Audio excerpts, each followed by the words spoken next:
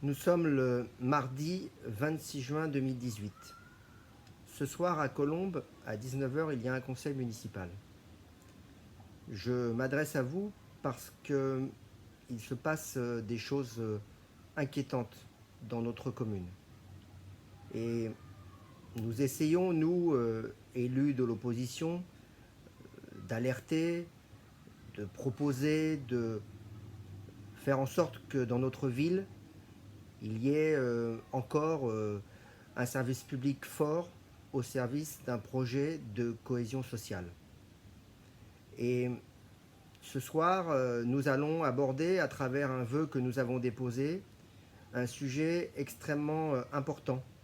C'est la mise en place, depuis plus de 20 ans, d'un dispositif d'aide aux devoirs, le soir, dans la semaine, dans tous les quartiers de Colombes, ou presque, avec des enseignants motivés, une équipe pédagogique, celle du bureau information jeunesse, qui accompagne des centaines de jeunes vers la réussite scolaire, à un moment où c'est important d'être aidé à l'entrée du collège jusque vers le lycée.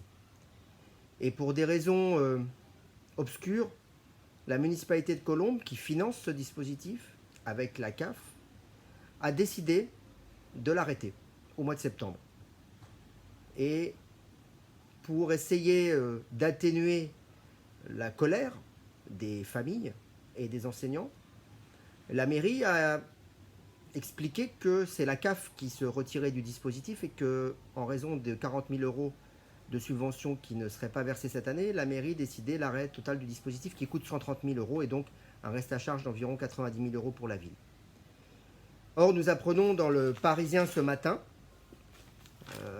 que la CAF a démenti cette information que la ville avait donnée aux familles. La CAF prétend, au contraire, que c'est la ville qui n'a pas demandé la subvention. Et donc, nous devons en déduire que soit la ville a menti aux habitants et a souhaité arrêter le dispositif sans motif valable, sauf celui d'une économie budgétaire, une de plus, ou alors c'est la CAF qui n'a pas traité le dossier de la ville. Mais je pense que la CAF est une institution sérieuse et reconnue. Et j'ai l'impression que la ville de Colombes, comme sur beaucoup d'autres décisions, ne veut pas assumer une décision particulièrement choquante. Moi, je l'ai qualifiée de scélérate car elle touche à l'essentiel. Elle touche à la réussite de nos enfants.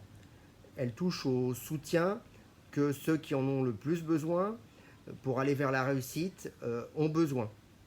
Et donc, je dois dire que je m'associe pleinement à l'appel des familles et des enseignants qui, ce soir, se rassembleront à 18h30 devant la mairie avant le conseil municipal pour demander à Madame le maire et à ses élus de revenir sur cette décision qui est à plus d'un titre choquante.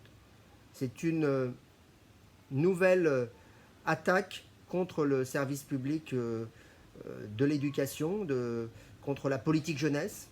C'est à nouveau des familles qui seront pénalisées, qui ne pourront pas se payer un soutien scolaire ou un accompagnement à la scolarité dans le privé, comme d'autres familles qui en ont la chance, et c'est tant mieux pour elles. Et donc, à nouveau, on va laisser au bord du chemin certains jeunes. Et en même temps, si je puis reprendre cette expression, on va expliquer qu'il faut lutter contre la délinquance, faire un travail de prévention et parfois de répression contre certains comportements. Et la mairie, finalement, en se retirant de ce dispositif, démontre une forme de mépris pour une partie de la jeunesse, et ça, nous ne pouvons pas l'accepter. Voilà, nous ne pouvons pas l'accepter, d'autant plus que le motif invoqué par la mairie dans un premier temps du retrait de la CAF est un motif mensonger, que c'est visiblement quelque chose qui a été un prétexte. Et donc je crois qu'à travers le vœu que nous allons présenter ce soir, c'est toute la communauté scolaire de Colombes, c'est toutes les familles de Colombes qui peuvent se sentir, je dirais, concernées. Pas forcément, évidemment, celles qui sont dans le dispositif. Il y en a aujourd'hui 230, 270 enfants. Avant l'augmentation de tarifs, c'était près de 500 enfants qui étaient accueillis dans ce dispositif, mais il y a 3 ans, Déjà, la ville avait fortement augmenté les tarifs, comme d'ailleurs dans beaucoup d'autres prestations périscolaires. Et donc, nous disons qu'il faut que cela cesse. Il faut que la mairie cesse de ponctionner les familles. Il faut qu'elle cesse de sacrifier la jeunesse, la culture, l'éducation sur l'autel de choix budgétaires qui sont totalement injustes et que nous contestons et que nous continuerons à combattre, budget après budget.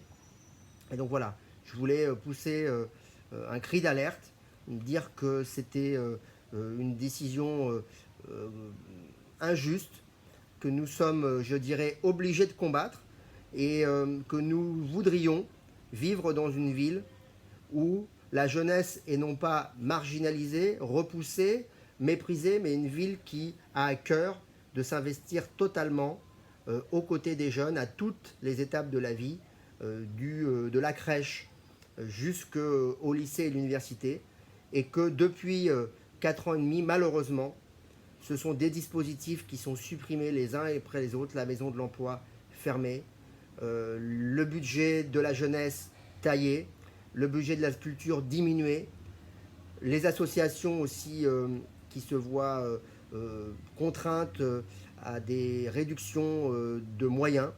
Et donc, nous ne l'acceptons pas. Nous n'acceptons pas ces choix. Nous les contestons et nous pensons qu'il y a une autre façon de voir les choses dans une ville comme Colombes, qu'il y a des moyens pour faire en sorte que tous les jeunes aient la chance de réussir dans notre ville. Et donc, aujourd'hui, nous demandons évidemment que cette décision néfaste, scélérate, soit, je dirais, arrêtée. La ville peut parfaitement décider d'inscrire les 130 000 euros nécessaires au dispositif pour qu'il reprenne au mois de septembre. C'est à cela que j'appelle Madame le maire, que j'appelle les élus à la jeunesse, et notamment Monsieur Perrotel, qui, je le sais, ne partage pas cette vision des choses et qui, sans doute, est obligé aujourd'hui d'accepter une décision qui lui coûte. Et donc, j'espère que ce soir, au moment du débat du conseil municipal, un grand nombre d'élus, y compris dans la majorité, prendront leurs responsabilités.